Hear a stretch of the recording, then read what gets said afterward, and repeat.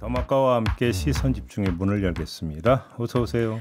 네, 안녕하세요. 더마카입니다. 오늘도 삐딱선 정신에 입각해서 주요 뉴스 챙겨 드릴 텐데요. 네. 김창면 님이 시선 집중의 삐딱선 정신은 좋은데 집사람의 삐딱 정신은 어떻게 해야 되나요? 아니 뭘 또 잘못하셨길래 이렇게. 네? 그렇죠. 본인 반성부터 해보시는 게 맞겠죠? 네, 거울을 보시라 이런 말씀을 드리겠습니다. 네, 네, 그리고 일병동 간호팀 아마 간호사분이신 것 같아요. 종배영님 오늘도 좋은 아침입니다. 일교차가 심해 감기 조심하시고요. 오늘은 근무 중이라 끝까지 듣지는 못하지만 제 방을 통해 꼭 다시 듣기 하겠습니다. 그러게요. 이제 일교차가 커지더라고요. 그 얘기는 뭐겠습니까? 봄이 오고 있다는 이야기가 되겠습니다. 너무 반갑습니다. 오늘 월요일 치고는 JB의 텐션이 괜찮네요. 아, 그런가요? 네. 뭐 해도 난리야. 네. 좋다는 얘기고요. 한선희 님이 전주에서 서울 가는 고속버스에서 애청 중입니다. 오, 또 출장이신가요? 출장인지 여행인지 정확하게 모르겠지만 어디든 길을 갈 때 함께하면 더 좋은 시선 집중 뭐 다 자타 공인하는 인정하는 거겠죠? 전주 맛집 하나 있는데. 전주 맛집이요? 예. 맛집이 하나뿐입니까 전주에? 아니 거기는 엄청 싸요. 한옥마을에서 조금만 내려가면 옆에 그 길가에 허름한 그 그냥 밥집이 하나 있는데 반찬이 한정식집급으로 나와요. 그래요? 너무 맛있나 또 가고 싶은데. 네. 상호는 기억이 안 나. 아직 있는 가게 맞죠? 있겠죠. 좀 몇 년 된 얘기긴 합니다. 네. 봄이면 휴가를 얻어서 전주를 한번 가보도록 하겠습니다. 맛있는 거 많은데. 네, 그리고 오치읒 이응님 매일 다시 듣기만 하다가 처음으로 실시간 듣습니다. 좋은 정보, 통쾌한 해설 감사합니다. 고맙습니다. 왜 잊어버리셨어요? 아침이 바쁘셨나? 이제 매일매일 함께해 주시길 바라겠습니다. 네. 자, 그리고 매주 월요일마다 우리가 만나는 여러분의 일상 안녕하십니까? 촌철님들의 먹고 사는 이야기를 들어보려고 야심차게 기획을 한 코너인데요. 네. 오늘도 물가 얘기를 해보려고 합니다. 저희가 주제를 좀 바꿔보고 싶은데 요즘에는 물가만큼 하고 싶은 얘기가 없어요. 그렇죠? 왜냐하면 성토할 게 너무 많아가지고 일단 소주 한 병 값이 6,000원 시대가 열릴 거다 이런 예고가 있지 않았습니까? 네. 지난주에도 살짝 언급을 해드렸는데 정부 당국이 실태조사에 나섰다고 합니다. 심지어 국세청은 주류 업체들을 만나서 인상 자제를 촉구하기도 했다고 하는데요. 네.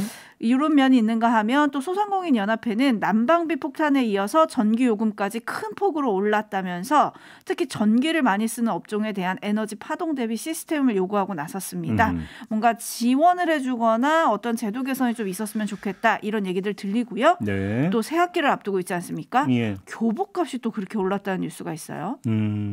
이렇게 자꾸 오르기만 하는 소식에 좀 한숨 나는 요즘인데요. 네. 여러분들에게는 어떤 물가가 제일 힘든지 여러분의 이야기를 좀 들려주세요. 예. 짧은 문자 50원, 긴 문자 100원의 정보 이용료가 부과되는 문자 메시지 샵 8001 샵 8001 열려 있고요. 스마트 라디오 미니 게시판은 무료로 이용하실 수 있습니다. 참여해 주신 분 중 한 분과는 잠시 후 3부에서 JB와 전화로 만나는 시간도 내어드리겠습니다. 네, 많이 참여 부탁드리겠고요. 자, 오늘 뉴스 한번 가볼까요? 네, 첫 번째 주목할 뉴스 어떤 건가요? 정순신 국가수사본부장 내정자가 내정 하루 만에 사퇴를 했습니다. 다 알려져 있는데요. 관련 뉴스 잠깐 들어보시죠. 자녀의 학교 폭력과 이에 대한 대응이 문제가 되면서 국가수사본부장 임명이 하루 만에 취소된 정순신 변호사에 대해 대통령실이 공식 해명을 내놨습니다. 검증에서 문제가 걸러지지 못한 부분에 대해서는 아쉬운 점이 많다는 것이 대통령실의 입장입니다. 이번에 공직 후보자 본인이 아니라 자녀와 관련된 문제이다 보니 미흡한 점이 있었던 것으로 판단이 되는데 5년 전 방송보도까지 된 학교폭력 사건인데 어떻게 몰랐느냐는 질문에 대통령실은 아는 사람만 아는 것이라며 익명보도라 알기 어려웠다고 밝혔습니다. 정순신 변호사가 부실한 답변서를 제출한 사실도 드러났습니다. 공직 후보자 검증을 담당하는 법무부 인사정보관리단은 개별 인사검증에 대해선 밝힐 수 없다는 답만 내놨습니다. 대통령실 관계자는 이번에는 경찰의 주요 인사여서 경찰 안에서도 검증이 있었다면서 시스템 문제를 개선할 방안을 찾겠다고 말했습니다. 자, 인사검증 부실 문제가 집중 제기되고 있지 않습니까? 네. 근데 문제의 본질이 과연 거기인가? 이걸 한번 좀 오늘 따져보려고 하는데요. 본질은 따로 있다는 말로 들리네요. 자, 인사검증 문제를 제기하는 목소리를 정리하면 이런 겁니다. 왜 검증 단계에서 걸러내지 못했느냐 이런 거잖아요. 네. 어제 이제 나왔던 이야기가 보통 이제 그 질문지를 보내거든요. 이 항목이 되게 많은데 그 질문 항목 가운데 본인 또는 직계 좀비속이 민형사 사건 뭐 연결되어 있느냐 이런 걸 물어보는 질문이 있는데 여기에 이제 답을 하지 않았다. 이런 보도가 어제 이제 저녁에 나온 바가 있었는데 네, 뭐 아니오로 썼다는 얘기도 있고요. 그게 좀 갈리는데요. 네. 아니오로 썼다는 답과 아예 답을 기재하지 않았다는 보도가 지금 엇갈리고 있는데 이걸 좀 일단 확인이 필요한 것 같은데요. 전 이걸 보면서 근데 이게 질문지로 국한되는 걸까라는 생각을 했어요. 야, 이런 말씀을 드리는 이유를 한번 좀 지금부터 말씀을 드려볼게요. 네. 지금까지 나온 보도를 종합하면 정순신 변호사는 윤석열 대통령, 한동훈 법무장관과 같은 특수부 라인이라는 거 아닙니까? 그다음에 한동훈 법무부 장관과 사법연수원 동기라는 거잖아요. 그렇죠? 네. 그다음에 2017년 국정농단 특별수사본부에서 일을 했다라고 하고 특히 주목될 점이 바로 이건데요. 2018년 7월부터 이듬해 8월까지 서울중앙지검 인권감독관을 지냈거든요. 인권감독관. 네. 근데 이때 윤석열 대통령은 서울중앙지검장이었고 한동훈 법무장관은 차장검사이지 않았습니까? 딱 겹치지 않습니까? 네. 근데 자, 이런 어떤 그 경력과 요번에 불거진 문제를 한번 연결을 해봅시다. 정순신 변호사 아들의 학폭 징계에 불복해서 행정소송을 진행한 기간이 2018년부터 2019년 4월까지입니다. 서울중앙지검 인권감독관으로 근무할 때입니다. 거기다가 정순신 변호사 측의 법정 대리인은 판사 출신의 사법연수원 동기라고 합니다. 사법연수원 동기면 한동훈 법무장관과도 동기이겠죠. 그렇겠죠. 자, 바로 이런 점 때문에 묻지 않을 수 없는데 윤석열 대통령이나 한동훈 법무장관은 정순신 변호사 아들의 학폭 의혹 나아가서 소송전을 전혀 모르고 있었을까? 2018년 언론 보도까지 탔었던 사건인데 같이 서울중앙지검에 근무하고 있던 시절 아니겠습니까? 네. 근데 정말 몰랐을까? 여기서 1차적인 어떤 그 궁금증이 생기는 거고요. 이게 2차 궁금증을 지금 자아내는데 어떤 거냐면 검찰 내부 시스템입니다. 검사 본인 또는 그 가족이 고소 고발인이든 피고소 고발인이든 소송에 휘말렸을 경우 신고 또는 통보되는 시스템이 검찰 내부에 있느냐 없느냐 이걸 확인할 필요가 있다는 겁니다.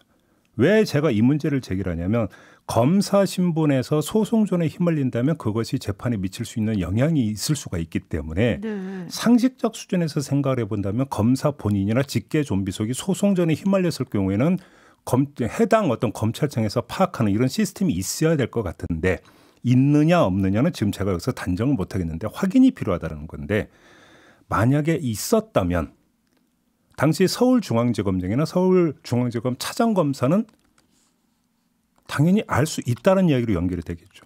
이거는 제가 조금 전에 말씀드렸던 개인적 인연, 경력사항에서 겹치는 부분과는 또 다른 별개의 문제인 겁니다. 이렇게 놓고 본다면 두 가지 점에서 윤석열 대통령이나 한동훈 법무부 장관이 소송전을 알았을 개연성을 완전히 배제할 수는 없다는 거거든요. 이거는 인사검증 단계 이전의 문제입니다. 그 시점에서 2018년부터 2019년 4월까지 그러니까 그 소송이 진행이 될 때 이미 그때 알고 있었을 가능성도 배제할 수 없다라는 건데 이러면 어떤 문제가 발생을 하냐면 인사 검증 이전에 인사 추천 문제가 제기가 됩니다. 정순신 변호사와 관련해서 지난 1월 16일에 국가수사본부장 공모 절차가 마감이 됐을 때 유력이라고 하는 기사가 뜨기 시작을 합니다. 정순신 변호사가 국가수사본부장으로 유력하다. 그러면서 경찰 출신 2명과 함께 정순신 변호사가 지원을 했고 그래서 유력하다라는 보도가 뜨는데 그리고 나서 최종적으로 낙점이 된 거잖아요. 네. 정순신 변호사가. 그러면 공모 절차에 응할 때 정순신 변호사가 단독으로 그냥 단독 판단해서 응했고 우연의 일치로 그러면 내정이 된 거냐. 아니면 공모 절차가 진행되는 단계에서 어떻게든지 사인 교환이나 이심 전심이 있었던 것이냐도 체크가 돼야 되는 거거든요. 근데 그 지점에서 2018년이나 2019년으로 돌아갔을 때 소송전을 알았느냐 몰랐느냐는 그래서 더더욱 중요한 문제가 돼버린다는 거예요. 그런 점에서 저는 이거저거 따질 것 없이 검찰 시스템상 소송전에 휘말렸으면 검찰이 파악하는 시스템이 있느냐 없느냐부터 좀 확인해 볼 필요가 있겠다. 이 말씀을 드리는 겁니다. 특히나 이 말씀을 드리는 이유를 하나만 더 말씀을 드리면 낙마 이후에 대통령실 고위 관계자가 뭐라고 이야기를 했냐면 학교 폭력은 자유롭고 공정하게 교육받을 권리를 침해하는 것으로서 윤석열 정부의 국정 운영 기조와 배치된다. 이에 대해 매우 엄중하게 보고 있다고 말을 했거든요. 그렇기 때문에 더더군다나 지금 드리는 말씀입니다. 만약에 사전 인지가 조금이라도 했었다면 지금 고위 관계자가 한 말이고 이건 정면으로 배치되는 거잖아요. 네. 그래서 꼭 확인이 필요하다는 말씀을 드리는 겁니다. 다시 말해서 사후적 인사검증 이전에 사전적인 인사 추천 단계, 더 나아가서 인사 마인드에 대해서 그러니까 점검해 볼 필요가 있다. 이 말씀을 드리는 겁니다. 네, 그래서 대통령실은 일단 검증제도 개선과 아울러서 학교폭력 대책도 함께 내놓겠다라고 했다는 점도 알려드립니다. 근데 저는 JB의 분석을 쭉 듣다 보니까 약간 궁금한 게 일단 검찰 내부에 그런 시스템이 있는지 없는지 그건 모르겠어요. 그건 확인이 필요할 것 같은데 근데 2018년에 KBS가 이걸 보도를 할 때 고위직 검사의 자녀라고 보도를 했거든요. 근데 그런 보도가 나가면 검찰 내부가 일단 뒤집히지 않나요? 누구냐? 누군지 당연히 파악을 하겠죠. 누구냐? 그렇죠. 파악을 하지 않을까요? 당연한 이야기고요. 하나만 더 얘기할게요. 네. 지금 그 인사 검증 과정에서 사전 질문제 이 항목이 있었다라는 거잖아요. 네. 이 항목이 있는 이유가 뭐겠어요? 고위 공직자로서 본인이나 직계 좀비속이 민형사 사건에 휘말리는 것 자체에 대해서 우려하고 있기 때문에 지금 이 질문 항목이 들어가 있는 거겠죠. 그러니까. 근데 고위 공직자가 아니라 검사라면 더하면 더했지 덜하지는 않을 거 아닙니까? 상식적으로 생각해 볼 때. 네. 그러면 검사로 재직 중일 때 본인이나 그의 가족이 소송전에 휘말린다면 검찰은 당연히 파악을 해야 된다라고 하는 상식적 추론이 성립이 되는 거거든요. 그래서 드리는 말씀이에요. 그러게요. 그래서 시스템의 문제냐 마음의 문제냐 뭐 이런 말들이 나오고 있는데 특히 인사추천 업무를 담당하는 인사기획관부터 인사비서관 그리고 법무부 장관, 공직기강 비서관까지 전부 검사 출신이라는 점, 이 점도 지금 문제가 다시 되고 있거든요. 네. 소위 말해서 팔이 좀 안으로 굽은 거 아니냐. 그렇죠. 그래서 네. 이게 사실은 위에서 내려온 거냐. 이거부터 좀 따져볼 필요가 있는 거죠. 촌철님들의 반응 전해드리겠습니다. 김진선님, 과연 시스템의 문제일까요? 추천받는 형식만 취한 건 아닐까요? 사실상 톱다운 방식 아닌가요? 제 나름의 삐딱 시선입니다. 라고 해주셨고, 에라이님, 슬그머니 넘어가려다가 아차 걸린 거 아닌가요? 라고 해주셨고, 장현성님, 갑자기 익명보도라서 모른다는 것, 고급 정보를 받을 수 있는 정부 기관에서 나올 답변은 아닌 것 같습니다. 갈매기 날다님, 타인의 인권을 무시하는 사람이 자식의 인권은 잘 챙기셨네요. 라고 따끔한 촌철 보내주셨고 3186님, 근데 경찰수사본부장에 검찰 출신 인사를 꼭 임명해야 합니까? 그거는 사실은 공모 절차가 마감이 됐다라는 이야기가 나올 때부터 논란 조짐이 있었던 이야기죠. 네, 어쩔시국님이 드라마가 여기 있었네요. 지금 인기를 끌고 있는 더 글로리 시즌2가 시작을 할 때쯤 이게 나왔다 뭐 이런 얘기도 해주시고 계신데 근데 대통령실 입장도 그렇고 법무부 입장도 그렇고 좀 남의 얘기를 하고 있다는 생각이 들었습니다. 검증에서 못 걸러내서 안타깝다 이런 유감 표명이 아니라 아쉬운 점이 많다. 이게 대통령실 입장이고요. 처음에 법무부는 검증이 있었는지 자체를 확인해 드릴 수 없다. 이렇게 얘기를 했거든요. 이거 확인해 드릴 수 없는 게 왜 없는 거죠? 왜 고위공직자 후보자는 인사정보관리단에서 검증하도록 되어 있는데 그래서 이게 혹시 본인들은 검증 안 했다라는 것을 애둘러 지금 표현한 겁니까? 그러면 안 했으면 더 문제 아니에요? 그러면 더 문제가 되는 거죠. 왜냐하면 고위공직자 후보자는 당연히 여기서 이제 그 걸러내게 돼 있으니까 원래 1차 여기서 검증하고 2차 다시 대통령실로 가는 거 아닙니까? 네. 공직기관 비서관실에서 2차 마지막 검증하도록 되어 있는 거 아닙니까? 그러니까 확인해 주고 말고 할 성질의 문제가 아니죠. 근데 왜 이렇게 말했을까요? 그러니까 저는 그게 궁금하더라고요. 이런 상황에서 국가수사본부장은 다시 적임자를 찾아야 하는 상황입니다. 추천한 경찰도 검증한 법무부나 대통령실도 아무도 책임지는 사람은 없이 그냥 이렇게 가는 건가요? 이제 시작이니까 이건 좀 보죠.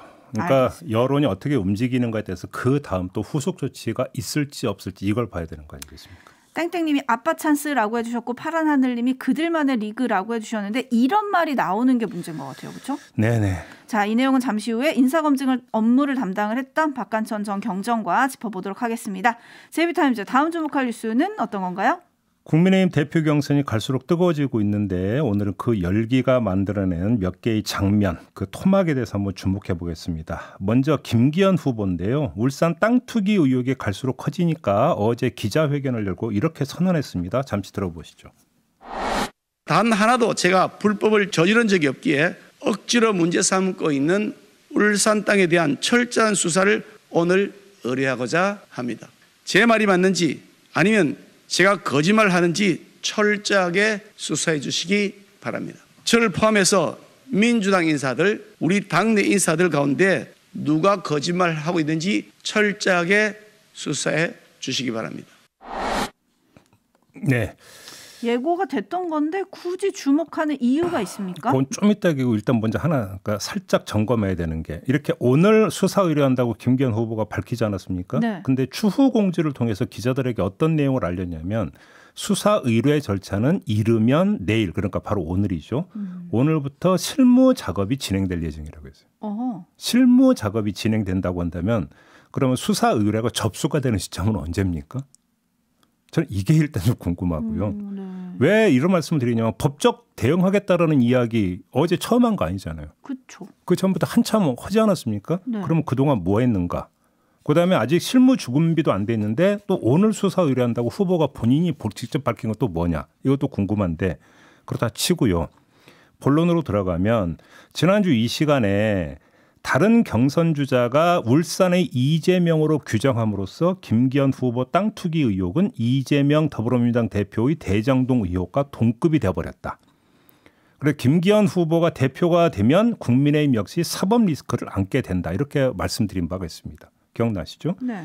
여기에 어제 선언으로 하나가 더 추가가 되는데 이재명 대표가 대선 과정에서 허위 사실을 공표한 혐의로 이미 기소가 된 거 알고 계시죠?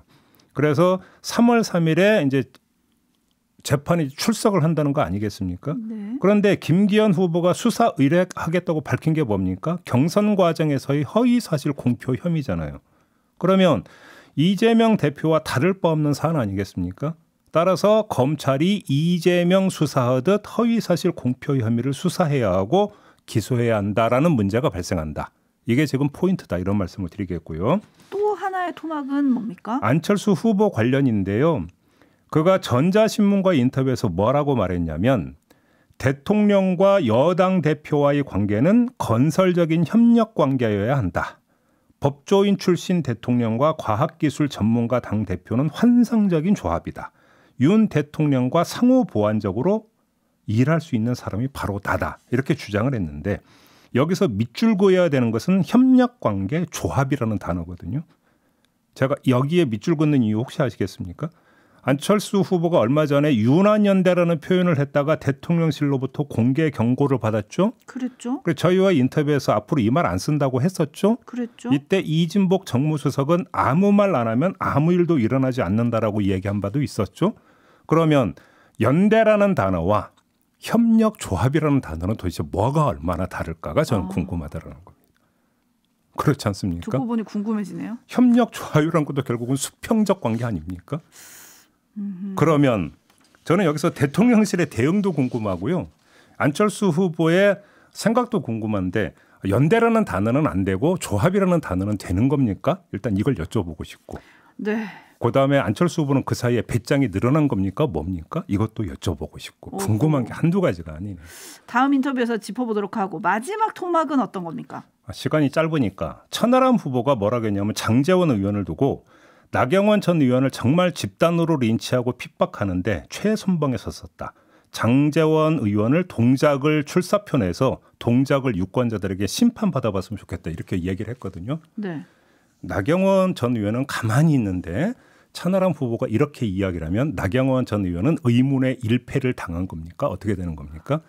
아니면 장제원 의원이 동작을로 가면 나경원 전 의원한테 패배할 거라고 그렇게 확신하고 있는 겁니까? 그 전에 안 갈 거라는 거 아닐까요? 아무튼 왜 가만히 있는 나경원 전 의원을 소환하는 겁니까? 나경원 전 의원은 이리 치이고 저리 치이는 존재입니까? 이것도 궁금해서 마지막 토막으로 골라봤는데요. 시간이 다 됐으니까 마무리하도록 하겠습니다. 담화가 수고하셨습니다. 고맙습니다.